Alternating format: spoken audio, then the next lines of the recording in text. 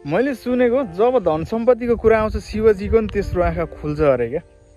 होला पनि क्या, तपाईँ आफै सम्झिन्न। जब तपाईँ मरेर जानुहुन्छ जीवनमा सबैभन्दा बढी माया गरेको आफ्नै सन्तानले तपाईँलाई नाङ्गै पारेर खोलामा चलाउँछ।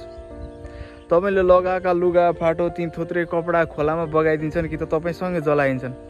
ती थोत्रे कपडाहरू तर्साउँछ अरे क्या। तर तपाईँले जीवनभर मेहनत गरेर कमाएको त धनी पूर्जाले कसैलाई तर्साउँदैन, कसैले जलाउने आँट गर्दैनन्। तपाईँ सुतेको ओछ्यानमा सुत्न मान्छेहरू डराउँछन्, तर्साउँछ अरे। तर तपाईँले लगाएको त्यो घाँटीको सुनको सिक्री, कानका ती सुनका झुम्का लगाउँदाखेरि कसैलाई तर्साउँदैन।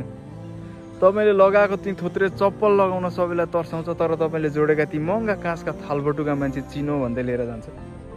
त्यही भएर जोसुकैले जतिसुकै सिद्धान्तको कुरा गरे पनि सबैभन्दा ठुलो चाहिँ धन सम्पत्ति नै रहेछ क्या। भूत पनि कस्तो खालको अचम्मको भूत हुने रहेछ, महँगा सरसामान महँगा धन सम्पत्तिमा नतर्साउने, तर ती सस्ता थोत्रे लुगा कपडा थोत्रे चप्पलमा चाहिँ तर्साउने। बिचरा भूत।